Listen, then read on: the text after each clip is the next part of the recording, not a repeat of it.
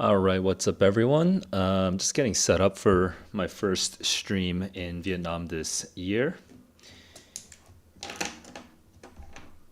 Welcome to Office Hours, and this is just a quick 30-minute time for me to just make myself available and answer any questions that you guys have regarding academics, SAT, writing, reading, or just life.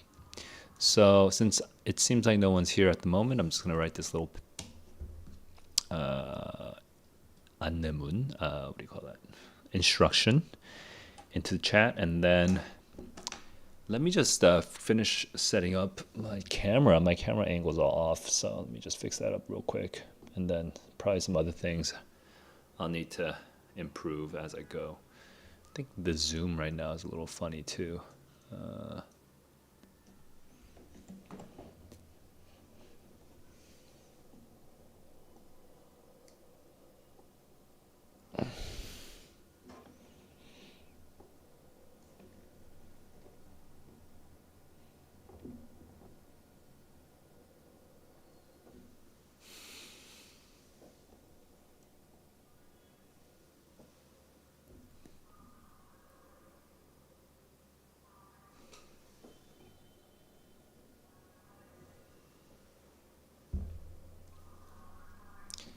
Honestly, not the best angle, but just gonna work with it for now. And let's see. Again, if you are just joining, say hi, and I'll give you my little personal update in a second. So I can tell the audio is fine. Audio is feeding into YouTube, right? Yep. Although that's not feeding into the right speaker. There we go. Okay, so I just got back to Vietnam after doing some winter teaching back in Korea. And now that the winter term is over, back to just my sort of digital online teaching / building up my curriculum life out in Vietnam. And I know my priorities at the high level, but I haven't really set down exact deadlines for myself for the next 6 weeks. But I do need to set some short-term deadlines soon because the March SAT is coming, and I have a bunch of plans. So right now I'm not in the position where I can share too much yet, other than I'm in the middle of just settling back in Vietnam. I got my apartment back. I'm just doing all my usuals.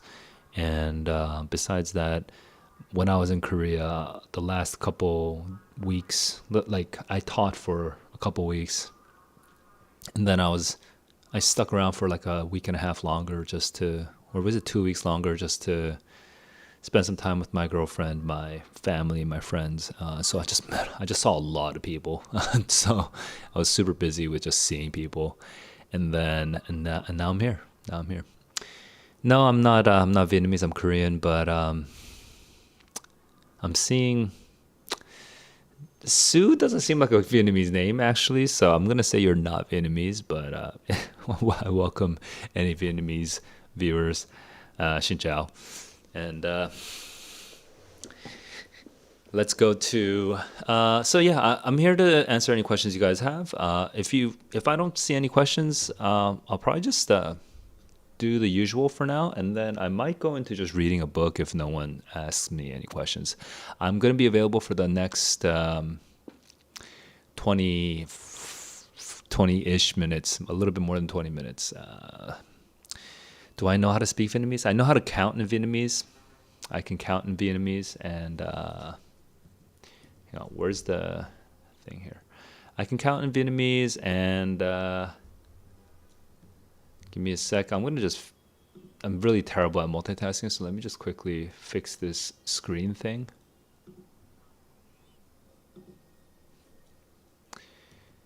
I can count in Vietnamese, and I can talk about food in Vietnamese, and I can say Happy New Year in Vietnamese. I basically have not learned any Vietnamese. I mean, I guess I know more Vietnamese than the average tourist here, because at least I know how to say some very basic things. But yeah, because most tourists don't really learn that much. Because Vietnamese is a hard language. Plus, also just the service here is good enough that oftentimes the need to learn Vietnamese is very low compared to, for example, if you travel to like France or Japan, then the need to know some French or Japanese is much higher. So the need is just from a practical standpoint, the need is much lower here. But yeah, I learned some. I learned a couple of phrases. How many languages do I speak fluently? I mean, honestly, I loved languages when I was younger, but now it's more I'm more at a practical stage in my life where I just don't really worry about languages unless there's a specific need. And even when I do learn languages, I don't learn it in the same way that I used to when I was a kid. When I used to learn languages as a kid, it used to be more academic and more comprehensive. Now it's much more practical, like much more imperfect. But yeah, the languages I did learn are obviously English, just because I grew up speaking English, and Korean because I went to Korea and learned my mother tongue. But also learned Spanish, and I was pretty close to fluent in Spanish. I read lots of books in Spanish. Not like tons of books, but enough books in Spanish to be able to say I was good at Spanish. Um, so those are probably my top three. And then I took a year of Chinese. So Mandarin I could speak for very just, like academic, like if you imagine 1 year of college Chinese, college Mandarin, I could speak. If the class was only about speaking, I probably would have advanced much quicker. But the thing is that I also had to learn traditional script, so writing, and writing is a bitch. Speaking is actually not hard at all, but writing traditional script, oh my god, so much work. So some Chinese there, and then I also did a year of Attic Greek. So Attic Greek is not a spoken language anymore; it's a dead language. But I learned the grammar of Attic Greek for a year. So those are the ones that I studied academically, and then I learned some Japanese and Vietnamese just by traveling. So those are some other. But like, did I learn proper Japanese or Vietnamese? No, I just learned kind of like phrases and numbers and things that will make people laugh. So it's not really like that doesn't really count for speaking or learning properly. Did I learn anything else? I don't think so. Dude, I haven't thought about languages in a while. English, Korean, Spanish were the ones that I properly learned or properly got up to, and then like got up to fluency, and then Mandarin, Mandarin with traditional script, and Mandarin with Beijing accent and traditional script is what I learned, which is so random. But that plus Attic Greek are the ones I studied for a year each. So I theoretically, I could probably pick that up again. And then, yeah, two more languages, Vietnamese and Japanese, for fun. My profession, I'm a tutor. This is I'm going to be an educator until I die. I worked as a product manager. I don't know if you guys know what a product manager is, but basically it's kind of like the business side of tech development. So I worked as a product manager for some startups. So I did that for about, I'll just say 5 years. It rounds up to five anyway, so like 4.5. So I think, man, I'm forgetting all these dates, but I think I did 4 years of teaching and then 5 years of product management, and then now I'm in my fourth year again of teaching full time with some part time work in between when I was a product manager. But yeah, I'm just an educator. Okay, so I'm going to be available for 15 more minutes. And Sue, just to throw a question back at you, are you here? What brings you to my channel? Are you here for SAT or non or something else? Meanwhile, let me just update you on what I've been reading slash watching. I have a bunch on my mind right now. But book club is a thing that I took seriously last spring, as in last year from January to May. And then summer I had to drop because I was so busy with teaching. And then, well, no, actually, I didn't drop it. I did still do some book club until maybe about August, I think, which actually, now that I think about it, I'm very impressed that I even did that. But then starting from September, I kind of dropped book club for a bit. Um, for what for reasons. And now I'm kind of in a limbo. Should I revive this or not? So this is just sort of an artifact. If you guys want me to want to read books with me, this is a list of some books that are on my mind. Right now, at this very moment, I am reading Lolita, but I will not do Lolita. I don't feel comfortable doing Lolita as a live stream kind of thing. So, because it's just I I just don't want to talk about pedophilia on camera. It's just like too much work. What I have to think about too many different things. I can't just be totally unfiltered when talking about pedophilia. So that one I don't want to do book club live streams on. But yeah, I'm happy to do some other. Well, I'm happy to consider book club, although this is going to be definitely lower priority this spring.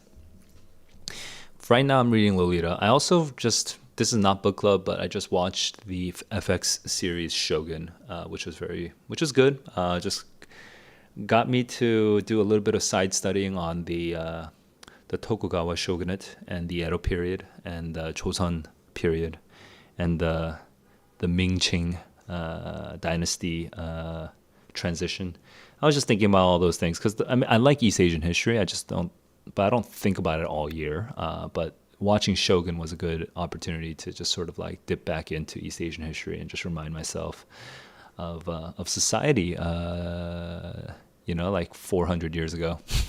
so so so yeah, lots of history is fun. History is fun, and I feel like I should watch more. I feel like I should watch and read more East Asian history related stuff. Let's see. Do I consider myself a good learner? Yes. At least, definitely, when I was your age, I was. I would consider. I would usually look around. So, I went to a pretty good school. When I say pretty good school, I went to a school that I went to Chicago, but people around me, there were two people who went to Harvard, two people who went to Stanford, one person who went to Duke, one person who went to Caltech, one person who, we had a bunch of, I went to a good school especially for a public school to send that many students to like the Ivy Leagues or super high level, super competitive schools. It was a very good public school. I was very lucky because I was not rich at all. I was very poor actually, but that public school was like the best possible public school I think I could have gone into, and that's thanks to my mom just like hustling to get us zoned into the right places. Now,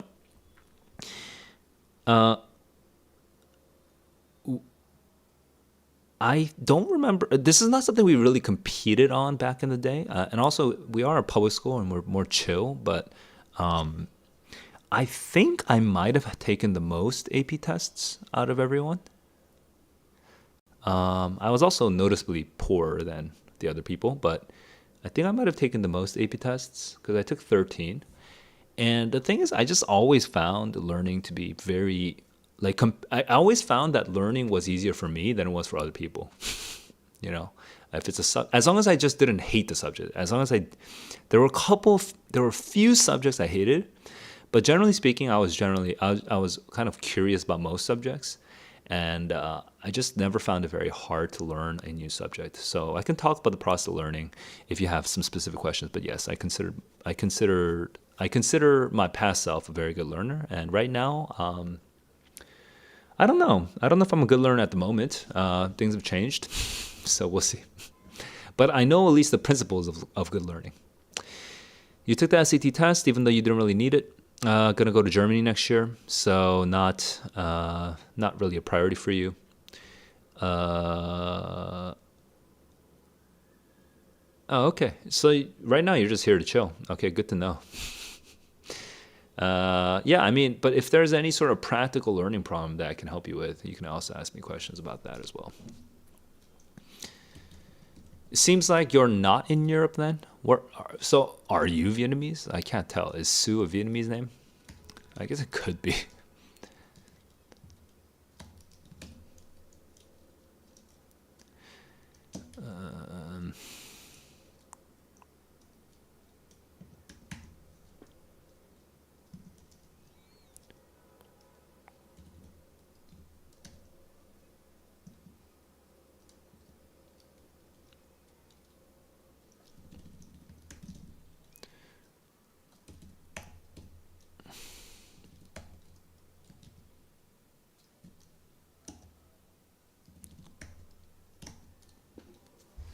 That's not a word.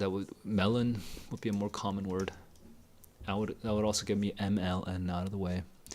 Demon would also be. Oof. Okay, no luck there. Uh, okay, so where would the R be?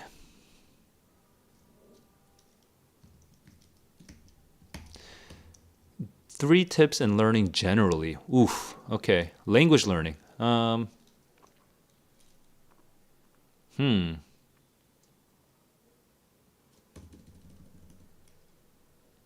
Well, those are two different questions. So let me just, yeah. So Jonathan, welcome to the stream, and I'm gonna start with Sue first because Sue was the first to ask. So for language learning, generally, now actually, this actually does depend on your what do you call it? On your goals. So it seems like just tell me if the language learning. Oh, the problem is laziness. Okay, that's good information. Um, Tell me if it's about the practical language of like having to use German when you go to Germany next year, or if it's academic, like you need a score. All right. And like, or if it's not either of those, tell me what the actual goal is, okay? Or at least the more immediate goal. You might have long-term goals where you want to be like perfectly fluent or whatever, but right now give me a goal that can be accomplished within 1 year, okay? So that will help me tailor the advice because practical language learning is a little different from academic language learning, and it's it's both. Is it for German though? Like you and where is your current what is your current German like level? Are you at zero? Like, do you need to start from scratch? So once I have that, and if it's not German, then also let me know because again, German is interesting because you have to actually go to university and speak in German and all that stuff. Uh, so yeah, it would help to understand. Okay, part-time working, B1, B1, how to speak it fluently, some part. Okay, so there is the practical aspect of it. Um, Yeah, so Jonathan, I'll come back to you in a second, but I'm gonna answer Sue's question first. Uh, Now, if it's practical, I'm gonna focus on the practical aspects of it. Um, but let me just make some assumptions now, because I can't keep just me asking you questions and waiting for your response will take too much time. So I'm gonna make some assumptions, okay? I'm gonna make the assumption that you at least have learned on a European language before. Okay, so at least you have English, but if you have a second one, even better. Okay, well, especially one that requires more strict conjugation or declension, like rules to follow. Okay, so I think German declines their nouns, but also conjugates their verbs. So that makes it a little bit. There's a lot of rules there. Yeah.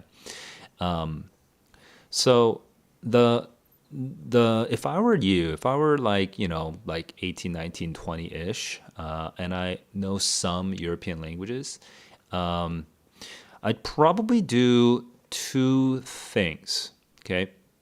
Three things, two or three things.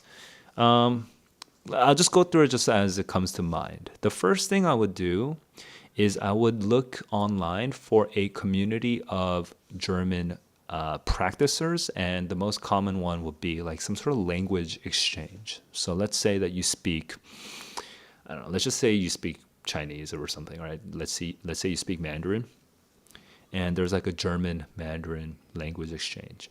These are usually free, or if they're not free, you just pay for like the coffee or whatever, or like a drink at the cafe that you meet up at.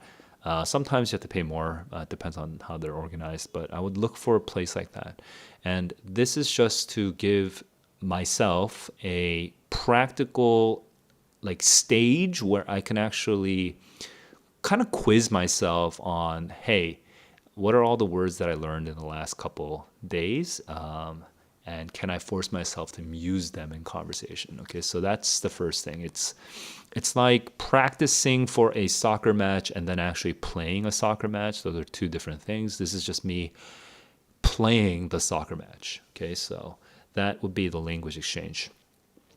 Now, obviously, if you have like kind of a lot of money, if you have financial free flexibility here, you could just get a tutor. But I'm not going to get into that particular aspect of it. Okay.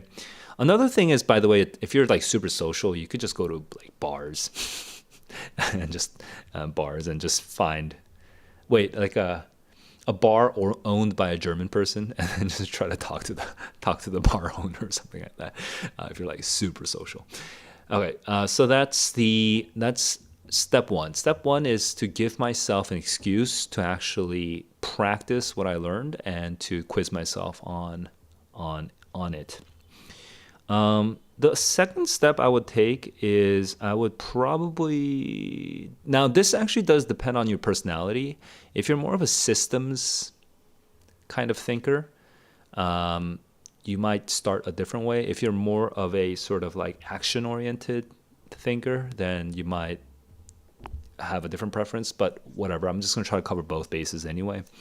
So, the first thing I would, so after I at least know that I have some sort of schedule where I can at least once a week go and practice the thing, I would also, I would pick up a book of common vocabulary. Okay. I would go to the bookstore and buy one of these books. And I would also have like a notebook, like a paper notebook, probably. I don't think I would do it on a digital notebook because I find that digital notebooks, it's just harder for me to like learn because there's so many other distractions whenever I open up my phone. So I'd probably have a paper notebook and this book. And I would probably just like look like through the book, okay, and then try to like study the vocabulary by kind of formulating sentences to use with those vocabulary in the notebook. Okay, I did something similar when I was learning Korean, and I did something similar when I was learning Japanese. So I would use this book, and I would just try to acquire as many words as possible. Now, what if you have zero grammar whatsoever? Then you probably can't just start with this, okay? So my assumption right now is that you at least have some basic grammar. And then the third thing, and I don't know if these kinds of books exist for German specifically, but the third thing is I would actually just get ideally a book that focuses on the sort of on the most basic verb and noun endings, okay, the conjugations and declensions, and just learn them. Like that's the part that you'd have to just sit down and learn. Like so past tense, past perfect, aorist, genitive, like these are things you need to just like learn with a lot of words. So I would probably just grind through that textbook, just learning the various vocabulary. The various grammar kind of connective bits, right? The stuff that's not just vocabulary, but the things that make the logical connections in that sentence. Would I use ChatGPT for any of this? maybe I would use ChatGPT, but that would be a separate sitting. I don't want to keep turning on my computer or using my screen while studying at the same time. I probably would use, like for example, if I'm like writing in my notebook and I have a question about something, then I would probably take like a second color pen or something like that, and I would mark it with like a question mark. And then after I'm done with all the studying, I would go to ChatGPT and then ask, does this sound natural? Does this not sound natural? How do you use this word in a sentence? Or whatever that question is, I would just probably run all those questions down and then edit my notebook with the answers to that question. But it's really important that you keep like I wouldn't like people think that just reading something is learning it, but it really isn't. If you just read the thing, you don't learn anything. You have to actually like convert that stuff in your head back onto paper on your own. And I find that the digital environment is extremely not conducive to actually just practicing the thing that you want to do. Now, if you have a good digital environment where you do focus and you can kind of lock in on your task, then that's fine. I just find that a lot of times kids don't have good digital environments for focusing. So I would actually just recommend, if you, instead of like trying to figure out how to build a digital environment for practicing, I would just recommend just buy a paper notebook and just bypass that entire problem. All right, so that's the 3 steps that I have in mind. Find some sort of group to practice. Get a vocab book and just build up your vocabulary. And then 3rd, learn all the connective tissues in the grammar of German just by grinding it out 1 lesson at a time, maybe 1 lesson per day. Learn present tense, learn past tense. Okay, learn the adverbs, adverbs of time, adverbs of place, blah, blah, blah, blah, blah. All right. Yeah, Jonathan, the lack of patience is making me. Yeah, please, Joe. So, how do I learn content and remember? Well, A levels. A levels is so broad. You probably. Let's see.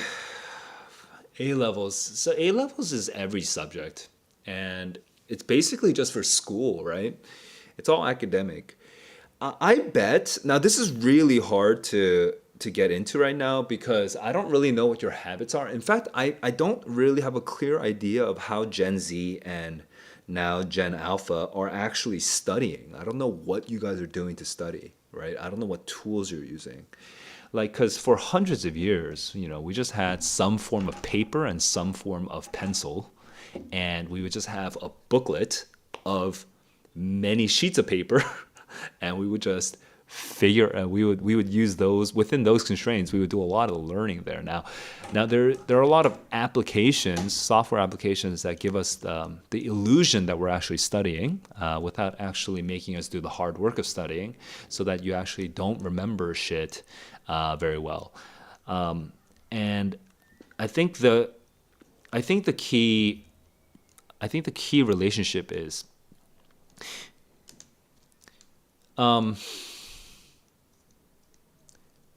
when, let's just say there's a piece of knowledge, okay? A piece of knowledge. It could be some concept, some theory in economics. It could be a proof or like a theorem in math. It could just be one of various factors that contributed to the downfall of a dynasty in world history, right? Or it could be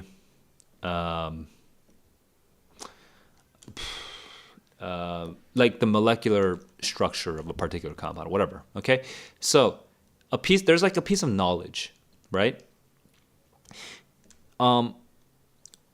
When you first interact with that piece of knowledge, okay, the question is not, do you understand it? Most people, when they're reading or watching content that deliver pieces of knowledge, okay, most people, they just let themselves be satisfied. Ah, I understand it, right? I understand it. But understanding doesn't convert into your knowledge, okay? Understanding just means that somebody said a sequence of words, or some video producer showed you a sequence of images that made you feel good. That's what understanding is. Oh, I get it. And there's so many students who believe they're smart because they're like, "Oh, I get it." But they're not smart. Because smartness doesn't come from just understanding or that feeling of, "Oh, I got it." That's the bare minimum. It just means that somebody put, again, words or images in front of you that made you feel good, okay? So what you need to do is, once you feel that feeling, "Oh, I got it," now you have to prove to yourself that you actually did get it. And how do you do that? You have to try to connect that piece of knowledge to some other piece of knowledge that you already have, right? So let's go back to an example of a molecular structure of a particular compound. I'm not a chemist, by the way, so my word choices here might be crap, but we'll work with this.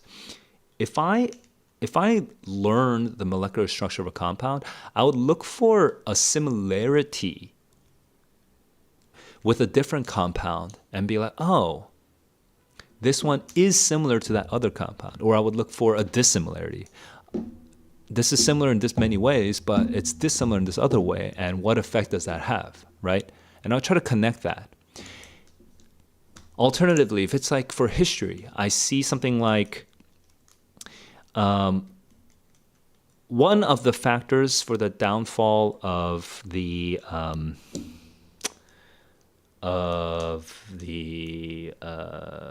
what do you call it? I guess the Ming, right? Dude, I wasn't actually studying the Ming, but whatever. Of the Ming Dynasty was economic. All right.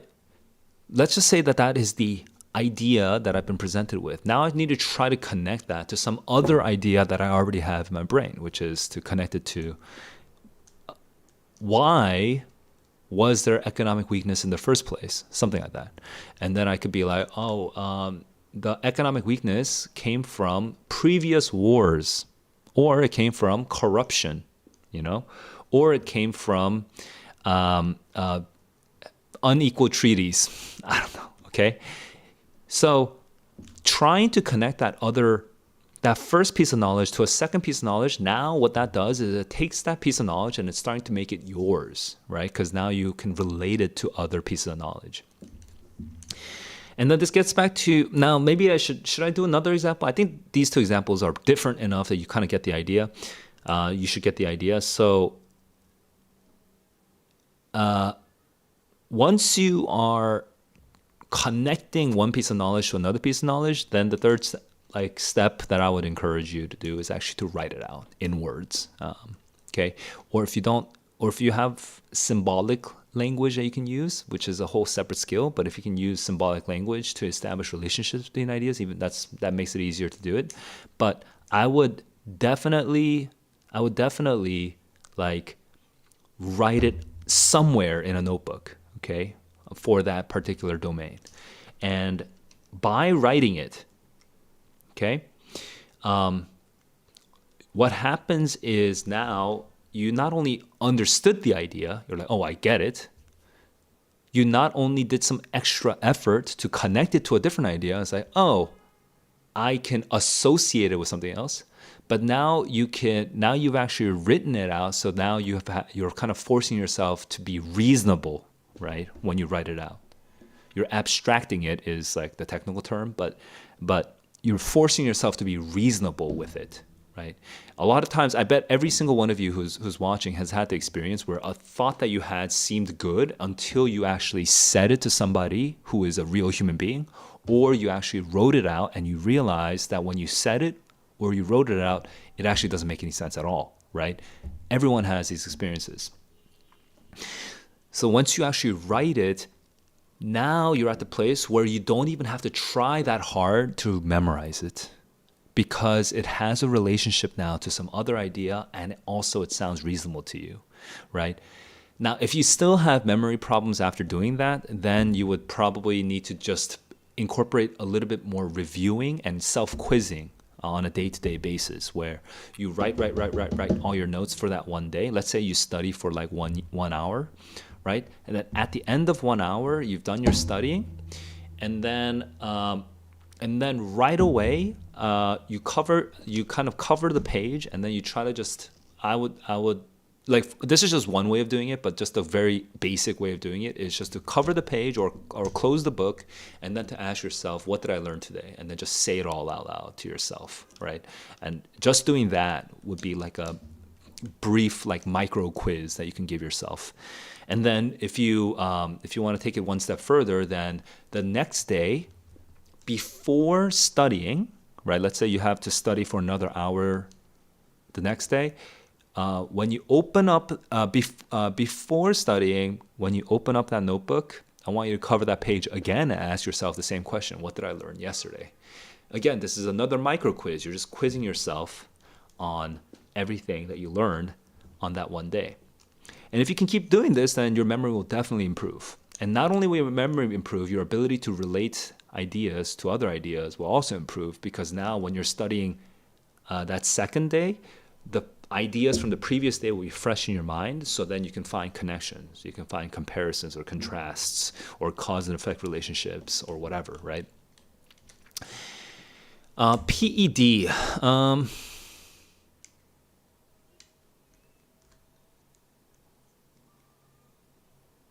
What is PED? Okay. How can I learn the information is what I...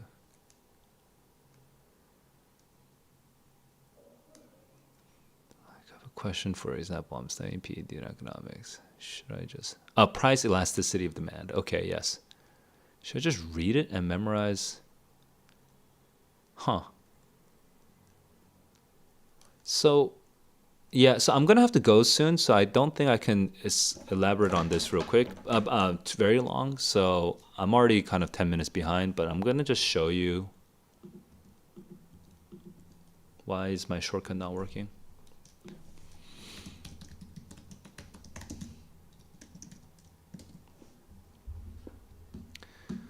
Wikipedia is usually far too technical. Now, elasticity, I'm just going to remind myself, elasticity means that if it's inelastic, then even if the prices change, people will still buy it, something like that, right? Let me just double check.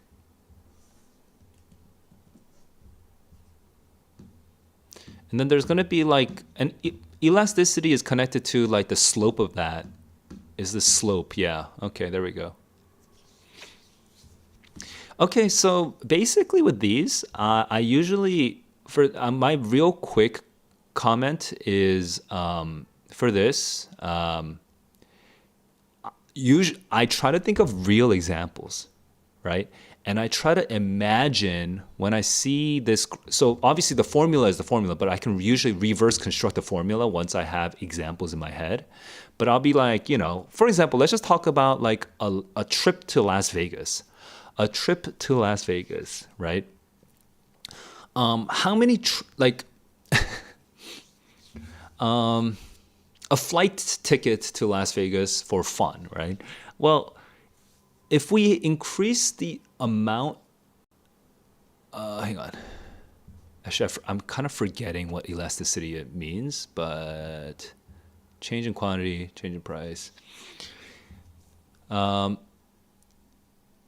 Change in no matter what the change in quantity, no matter what the change in price is. Hang on, let me just double check this.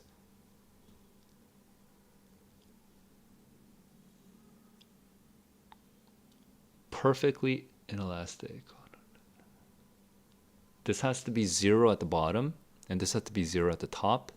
So do you see what I'm doing? I'm putting actual numbers in to try to figure out what the hell this means.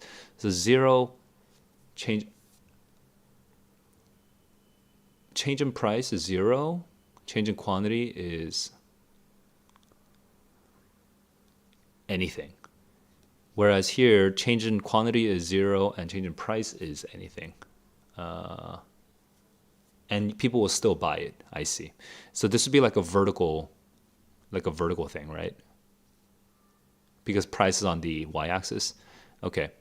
And then unitary and elastic. Okay. So usually what I just do with these, and I'm not going to go through the entire demonstration, partly because I'm just kind of weak on economics because I haven't thought about this in a long time. But the basic thing I will do is just from a basic math standpoint, I don't just read it. That's ridiculous. Just reading this and trying to memorize 1 equals unitary, greater than 1 is elastic, doesn't give me any value whatsoever, right? Like, who the fuck cares what the words are, right? The words are greater than 1 elastic, less than 1 inelastic. That is not what I care about when I'm reading this thing, okay? I don't just read it just to be like, oh, I read it. What I do is I try to stick in actual ideas that make sense to me. So, for example, what's an example of something that is inelastic versus elastic? Well, what about water, which is necessary water is kind of complicated, right? But what's something that's like... But I'll just use something like water because it's very different from the second example. Water versus teddy bears, or water versus like Las Vegas flight trips, right? Las Vegas hotels, right? Those are very different products. And what I try to do is just try to figure out where they fit and try to symbolize the idea of, even if, like, which side is water more likely to be on the side of, right? Is this more likely to be on the side of inelastic or more likely to be on the side of elastic, right? And I try to figure that part out. And then I would do the same thing with like the Las Vegas hotel or whatever there, the flight tickets, right? And then I try to establish the ideas. Okay, things like water are this and that. And then I would try to figure out the connection back to the numbers, right? And have all those in my head. And then I would actually write this out in my notes. Write this out in your notes, okay? Okay, that's at least the way I would read this little chapter on Khan Academy. I wouldn't just read the sentences. I'm not reading the sentence just to read the sentences. I'm trying to figure out how it connects to other ideas in my head. Have fun in Hanoi or Ho Chi Minh? No, I'm not in either. I'm in Da Nang, so more fun. I actually do want to try living in Ho Chi Minh City, but I don't think, just given the current constraints on my life, I'm gonna be in Da Nang for this entire spring period until June. Okay, guys. So I'm gonna head out, but just to quickly give a yes or no answer to John. Yes, you do need to know what each line means. Like, you need to figure. When I have Las Vegas in my head, I have to at least imagine if the slope is greater than 1 or less than 1, and then I have to have a reason why in my head, right? I need to know why it's like that. And if you can't figure out the why, then that means you should put a question mark next to it when you're reading, and then you should go to ChatGPT or to a teacher and then ask it the questions until you figure it out, right? You don't just read the sentences just to read the sentences. You try to relate it to other ideas in your head. Again, in this case, the other ideas in your head are water, housing, hotels, luxury resorts, teddy bears, right? Actually think of things that are that exist in your head. Okay. Yes, you should remember the why. All right, that's good enough for today. I am very late, so thank you everyone for joining the free open office hour streams, and thanks for all the questions you're asking today. I can answer further questions in either one of two channels. There is the Discord server where I drop in at least once a day just to see what people are talking about. And you can get answers to your questions there from other people in the community and sometimes me as well. And I I hold a members only stream right after this stream just to extend the time available for anyone who wants to support me by becoming a member of my channel. All right, so thanks for the chat. Until next time, keep on learning, keep on growing. Peace.